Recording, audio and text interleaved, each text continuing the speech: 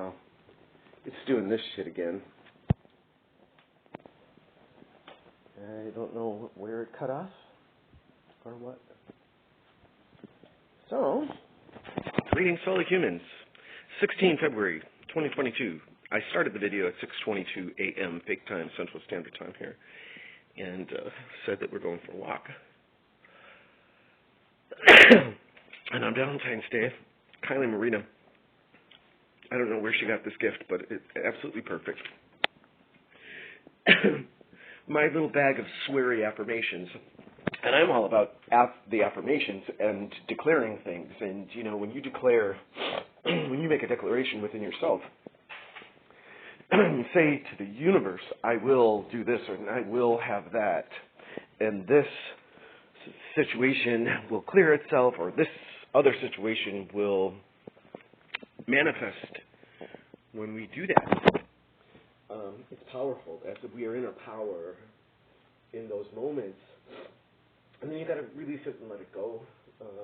The old saying goes, hold on tightly, let go lightly.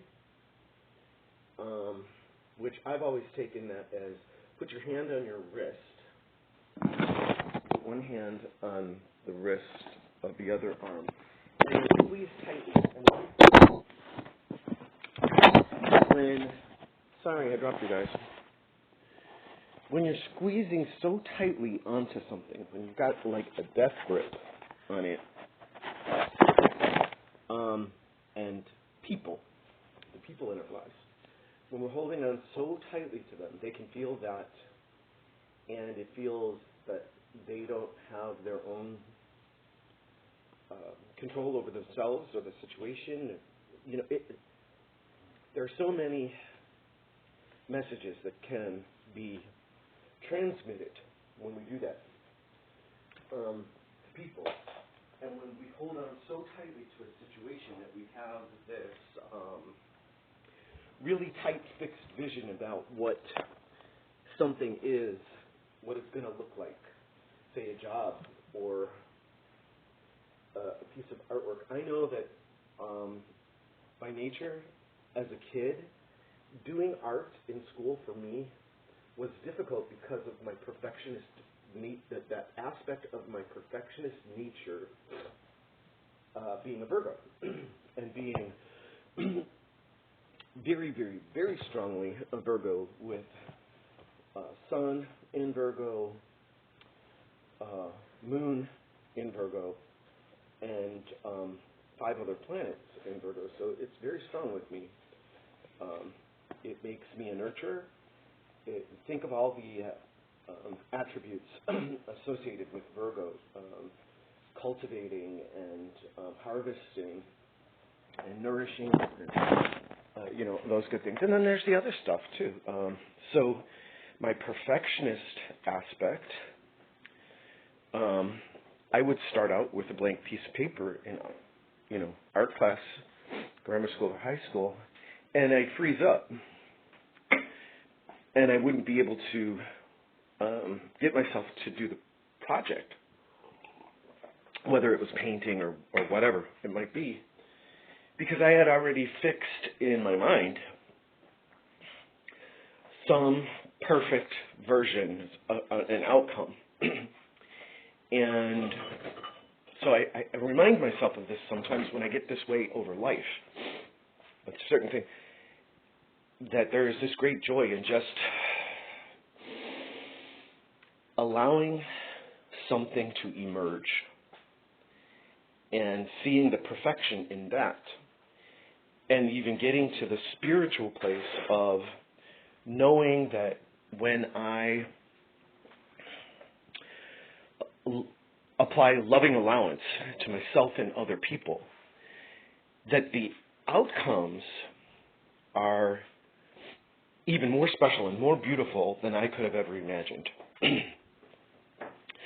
So that's how I released my own self from my perfectionist attribute, is by telling myself that if I held on tightly, let go lightly, you know, put your hand on your wrist, and just then release enough so that you still have your hand around the wrist, but there's a gap. There's air between your hand and your wrist. And so that gives you a visual and a feeling that you can associate with this tool that you can use as part of self-mastery. Self-mastery and transparency is what my channel is about. So today it says, get your shit together and go for a walk. Well, I pulled that after I had made the decision that we were going to go for this walk. So again, I'm going to be respectful and mindful of your energy, your time, and attention. And I think we've already, with what I've just described to you, we've already covered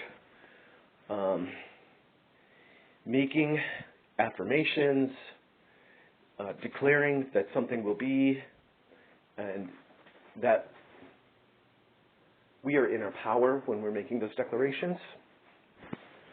And then go for a walk and let the universe manifest whatever it is for you. Let the universe do its part. The what and the why are yours. How is none of your fucking business. That is the job of the universe. And that was what was taught in my Abundance and Prosperity class with Dr. Maisha in 2011. The what and the why. That's what you need to know and be clear about. So what?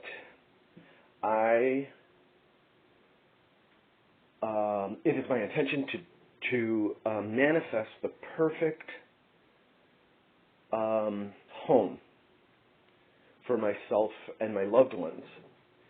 And then you describe the home, the color, the place, the location, the rooms, how many bathrooms, how many bedrooms, what, in as much detail, describe, tell the universe, what are all the attributes of this home. And don't leave anything out, because the universe is going to find, be careful what you ask for, too, as well, because you have to declare that this home, having this home, is going to be a blessing and not a burden. Just like and I say in these videos, be a blessing, not a burden. So I have learned in manifestation that you have to be very clear about those things, because you could get the home, and then what happens if you can't afford to pay the property taxes on it? What if you don't, so when you're declaring the home confidently, with certainty, that that the universe and God and the angels are going to go to work and they're going to make this happen, you got to believe them. You got to believe that. Trust. But then you got to do your part, and you got to take care of it too when the blessing comes. You got to, when you want. So I want my mission partner to present himself to me, and I want to spend the rest of my life with my mission partner, and I want him to have his personality, which I'm not trying to define that. So using this example as with manifesting people in our lives, I've learned I also have to declare that he will nourish and nurture my soul. He will take interest in my interest. He will share his interests in his world with me, allow me in, his fantasies, his goals, his aims, his attributes. What does he want to be in the world? What does he want to deliver? What's the good that he's here delivering on the planet? And he needs to be capable of sharing that with me. And if I want to share, I want to help other people manifest wonderful things in their lives. And so I need him to be supportive of that. And maybe even to help me learn more about that as my mission partner. Or maybe even join me in delivering that to all of you out there whose voices are hearing these words. So I manifested my ex, and I have to take responsibility for that. And I didn't do this work. I said, God, the universe just sends me a spiritual person. Well, he was spiritual, but totally contrarian to my own spirituality. Never once spoke of God. He never, still to this day, doesn't speak of God. He won't have a conversation with me, so I can't ask these questions now anymore. I couldn't even trust the answer because he's been deliberately difficult with me. But I would ask now, what is his concept of God? Because all he spoke about was aliens, ETs, having contact with them, and fairies and other entities. And there's a part of me that sadly suspects, and it is sad, that he somehow was traumatized when I broke up with him, and the soul of the person that I was dealing with for the 2.5 years before I said, I'm breaking up with you, not because I want to, but because I have to. The relationship is not right. There's something wrong with it. You're not feeding it. You're leaving me out in the cold. You're leaving our relationship out in the cold. You're not feeding it. And it's not moving forward. And you're allowing it to languish, and you're leaving me suffer here. And you're telling me that you're deliberately being difficult, not wanting to acknowledge these facts of our relationship. So, it has taught me that whoever this person is, there's part of our compatibility needs to be that we have a basic similar concept of creator, divine architect, and angelic forces, that there are other entities that Creator has made, us being the most amazing creation of the divine architect. Wow, we really have to work on our self-esteem there. Every time I think of that, I realize, oh God, I'm not acting as if I am, and not to say that we would do that with ego, but that self-confidence that comes from knowing that you are, that self-esteem, that genuine, authentic self-esteem. And then acting like it, And I can see now with the ex as well, I can say some things that are much more compassionate today than I could have maybe even yesterday when I thought about him, because these things are now in my mind. And if he has no self-esteem, then of course, or if he has a very damaged self-esteem, then of course that explains why our relationship failed, why he does and says the things that he does and says, why he believes some things that I feel are flawed, and why he would be just deliberately if I say blue, he'll say no, it's red. just for the hell of it. And that's where we were when I ended it, and that's where he has reverted to since the involvement that he got himself into failed to materialize what he had told himself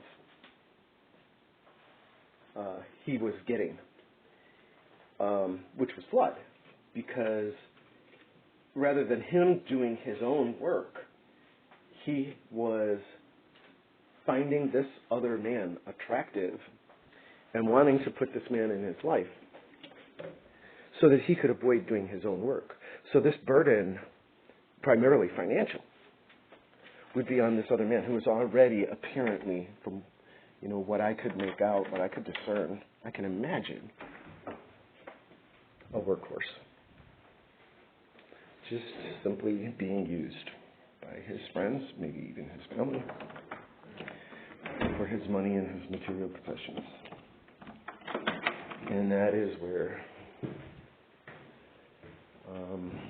I became truly upset with my ex. Because when he said these things to me, now I'm feeling like, wait a minute. I never heard these things out of my ex's mouth. Is this who he really is? Is this who he always has been? And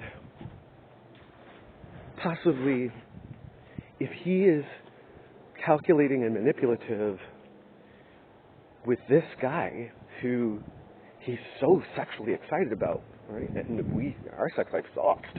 It was non-existent. So he's attracted to the man's ability, and he said so himself, to provide. So, and the man is almost 4 years younger than my ex. And I'm thinking to myself, why is it that dude's job to provide for you financially and materially when you are perfectly capable of doing that yourself? You just lazy, irresponsible. You don't want to make the effort to learn of money, how it works, because that's all it is. Money is just a game like Monopoly. And when you know, oh, hi, Bunny. Good morning. When you know, angels go before us, angels come behind, angels to our left and angels to our right, angels above and angels below. We're safe and protected everywhere we go. And we're paying attention as we walk. I have to because I do have vision issues. And so it is critical for me to pay attention to my surroundings because I have a depth perception issue. And if I stumble, well, not only then might I have a vision issue, but I could end up having other physical issues from falls. So Maria Haddon, that's who I'm going to vote for our local elected official here in lovely Rogers Park.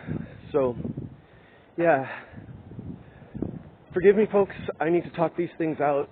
It's openness and transparency. I understand now why the suspicion has been there since I started doing this in October. I started recording videos, and many of them, the vast majority of them, have not gone up, have not been posted. And I got to the point, as these videos started accumulating, I realized that my intention was good because my intention is that I just want people to see what it looks like so that you're not afraid to do your own work. It's not pretty. It's not fun. And I'm just like everybody else. I was taught to avoid doing that work. I was taught to be judgmental by the people around me because that's what they knew. That's what they were taught. They can't do better until they know better. But when I was waking up and realized, hey, I don't like that. I don't like that we do that to each other. That my female parental unit would see me, her child, her offspring, having a very real experience, a hardship or a difficulty in life, and rather than being a support or just leaving it alone, taking that hardship and saying to herself, that it is something that she should be embarrassed about, that she's ashamed, that as if it's not supposed to happen to us. We're not those people. And I had a friend say to me recently, well, there's a lot of people like that out there, the older generation. Yeah, maybe you're right. But, all right.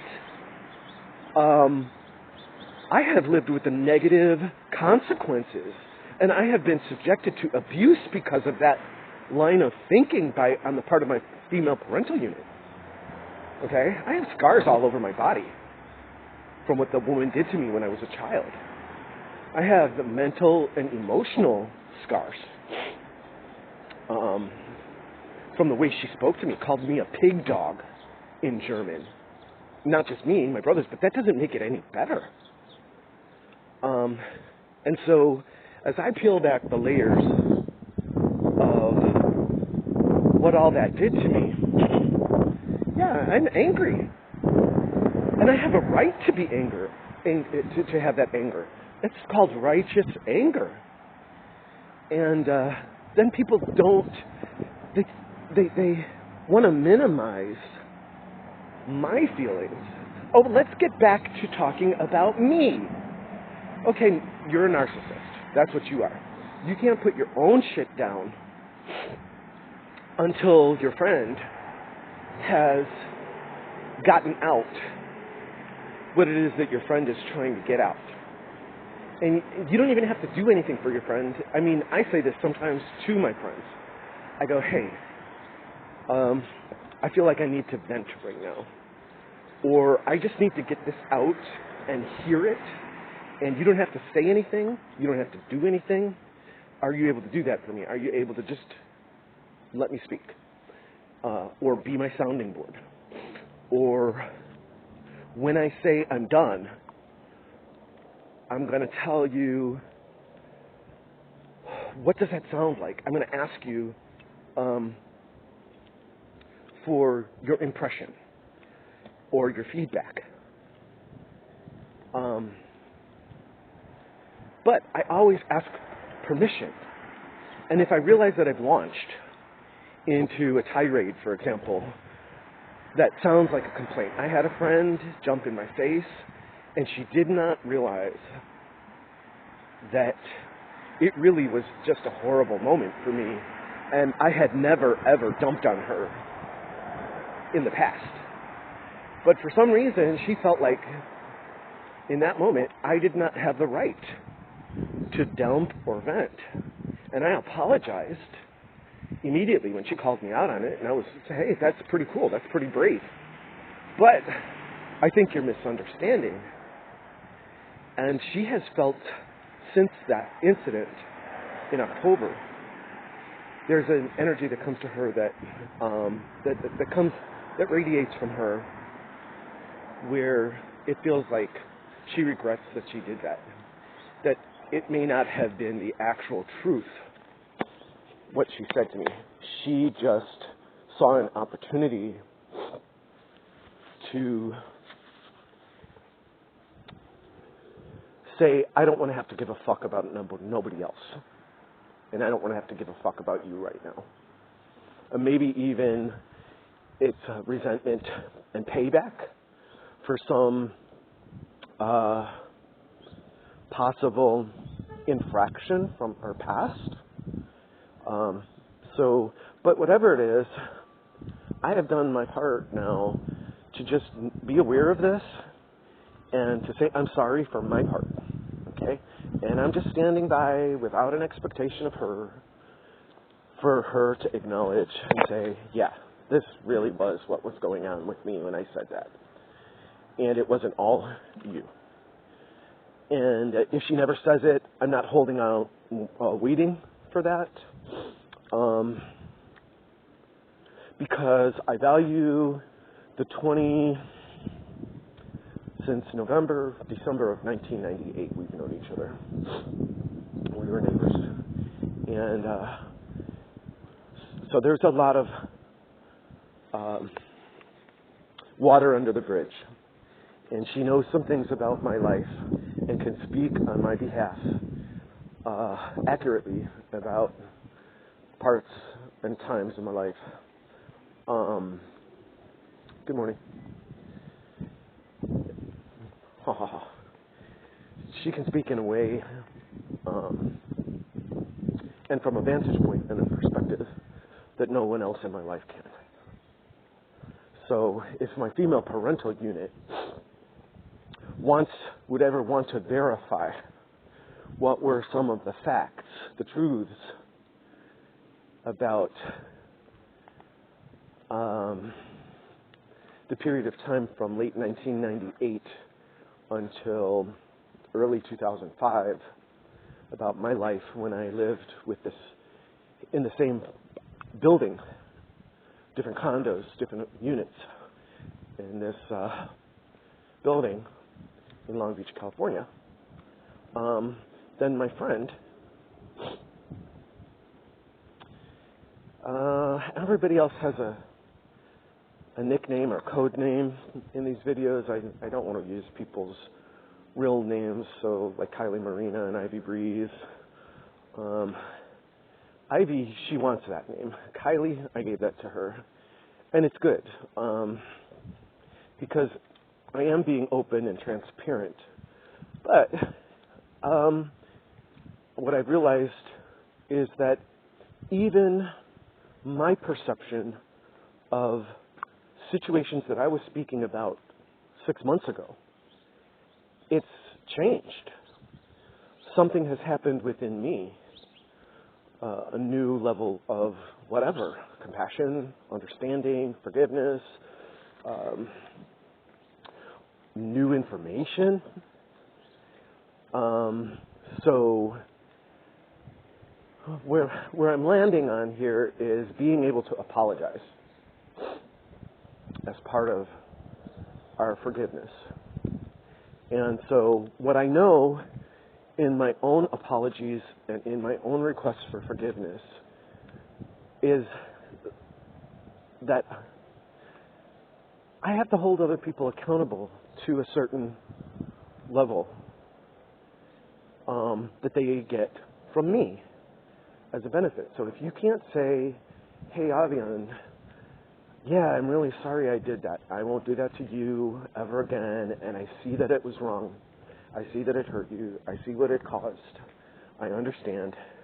I know where it came from within myself to do or say or be that way. And I get it. I understand. Please forgive me. I'm sorry. I love you. Ho'oponopono. Look it up, folks. Ho''Opponopono. Dr. Maisha shared that one with me. Ho'oponopono. And I've seen Dorky Dowdy talk about Ho'oponopono when he found it. But, Mr. Dowdy, I was talking Ho'oponopono before you were walking. So, and forgive me, I'm not jealous of you. Actually, your enthusiasm is so beautiful. And I've watched you change and grow and kind of mellow out.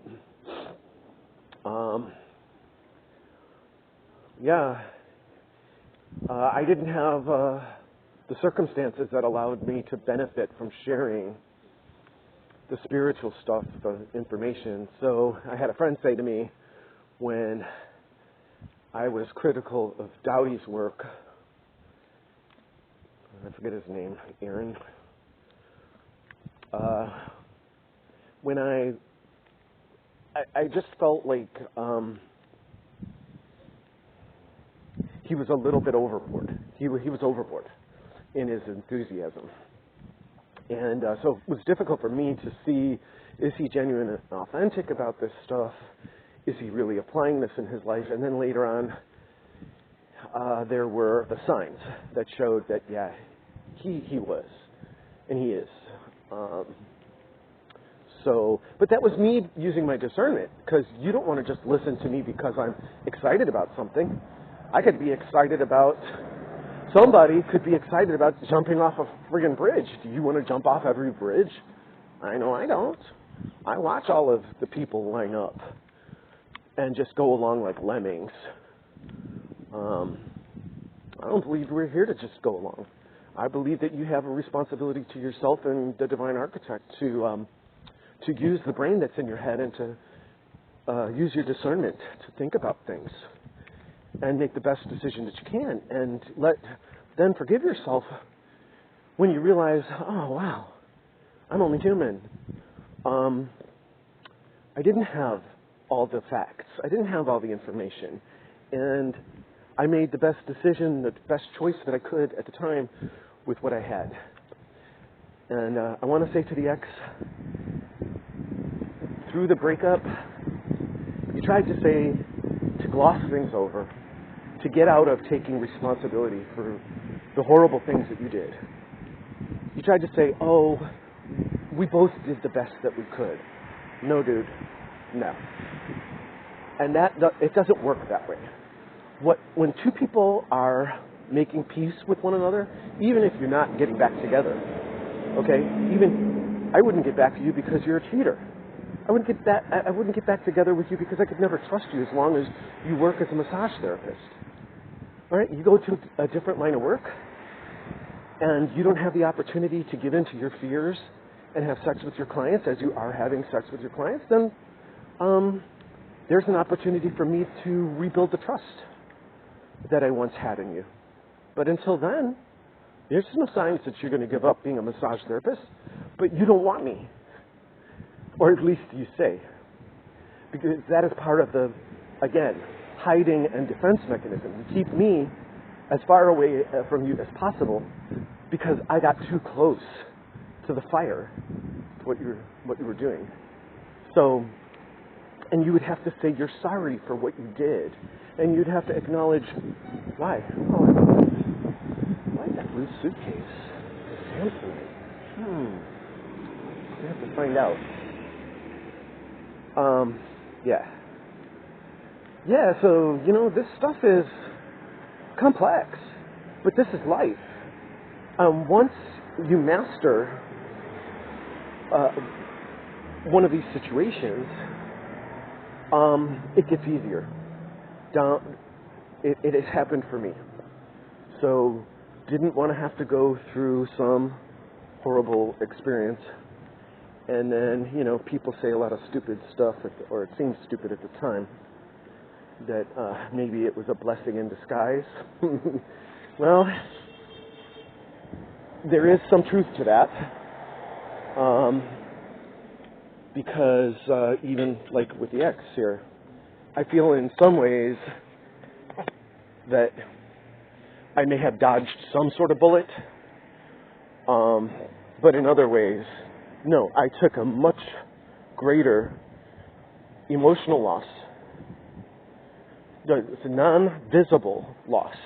See, and this is something else too, that people minimize it because they can't see it, because it's not a hard physical reality. And it's another thing we just have to stop doing to each other. We have to stop minimizing other people's feelings.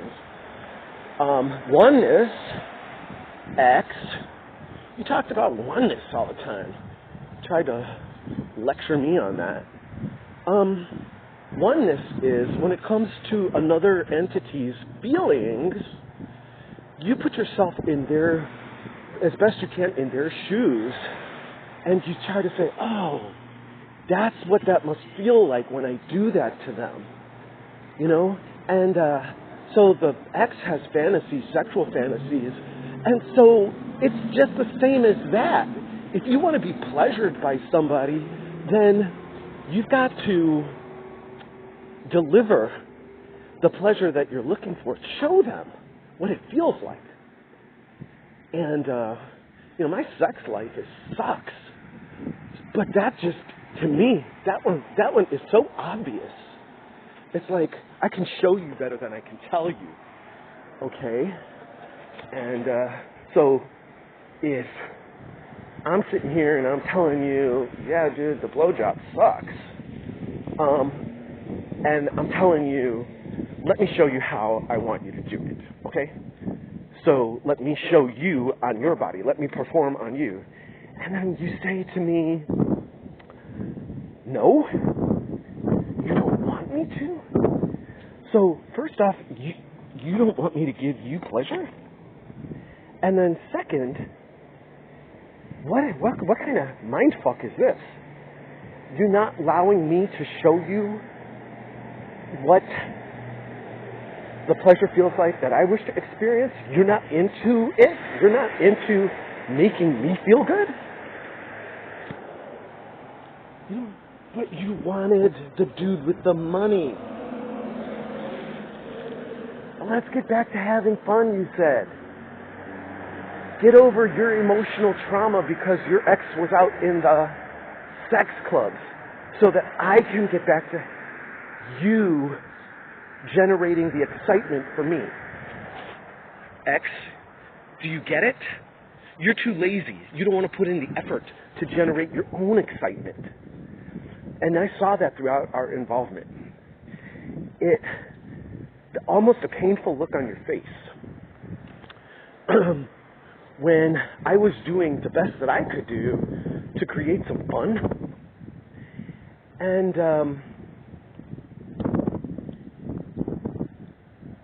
sometimes you were on board with it. Like when we did karaoke with Pete. But then other times it was like you really didn't want me to generate that, make that effort and generate that fun because you just really wanted to ignore me. You wanted to sit and just drift off into your porn fantasies, watching porn, and read and check out and neglect me. Neglect is not a form of love. Neglect, negligence, is a form of unlove. It means you really don't give a flying fuck about another human being. It means you're really selfish, self-centered, self-absorbed. So you're a covert narcissist is what you are. You're not an overt narcissist. You're a covert narcissist. So be a blessing, folks, not a burden. I'm sorry this video went on as long as it did, but you know what? I'm not going to apologize for that. This is where I am today, and this is what needs to come out, and it's about openness and transparency, and it's not about hurting anybody else or hurting myself. Alarm. And it's self-therapy, and hopefully the information shared is useful in some way, divinely timed for you as you're hearing these words. Please be kind to pedestrians. I've said this a lot in the videos that are unposted. Drivers are aggressive, have been. It hasn't gotten better. And again, I'm doing my best to do my part to really pay attention to protect myself from harm. But it's still very frightening, and I'm not even an old person. I can't even imagine for elderly people the terror that they must feel the way some people drive. I must have been a really bad driver myself back in the day, but I did have a great driving teacher, and that was my father, God rest his soul. He was a perfectionist there, too, and he did not let me out of the car until I could take that 1978 Oldsmobile Delta 88 and parallel park it to the curb within an inch tolerance of the curb and the wheels. Dude had me crying, but he wanted his sons to be excellent drivers, and my brother and I, we were. I don't know if my dad ever really got to teach my youngest brother. Maybe he did. I'll have to ask my youngest brother, because I was 26 when my father passed away at 50 and a half, and my youngest brother was 19 when our father made his transition. Broken heart attack, the evil female parental unit. She was relentless in her lying and her cheating and her narcissistic abuse on him, performed on him and her children. So it's just keeping it real, folks. You know, if it's difficult to hear, maybe it's something you need to take a look at. That is another truth that has come forward for me. I realize that, sometimes somebody's saying something and it's like, you feel triggered. And so I ask myself now, why am I feeling this way? What is it about me or something that I believe? And if I really want to be the best example that I can possibly be, maybe I do need to sit with this or just let it be for a while before I react to the other person, pointing it out. and see what it might be about, you know. Maybe I do have something to learn here in some way that I need to grow.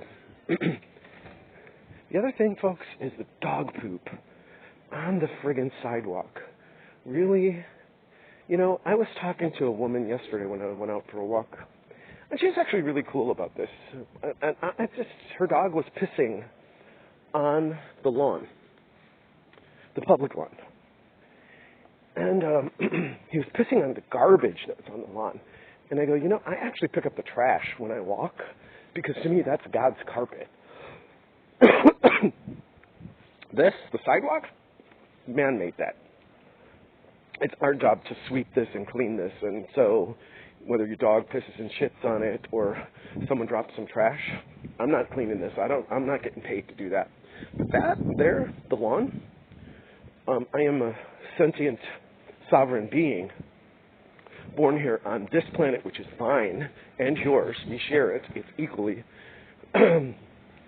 There's nothing that says that we have to pay to live on our own planet. Look at the squirrels and the bunnies and the birds and the bees and everything else, you know.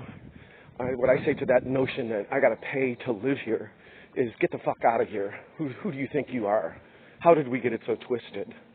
How did our minds get so twisted? But yeah, and so I said to her, you know what? I'm going to start pissing on the lawn when I need to take a leak. And she just kind of looked at me and laughed a little bit.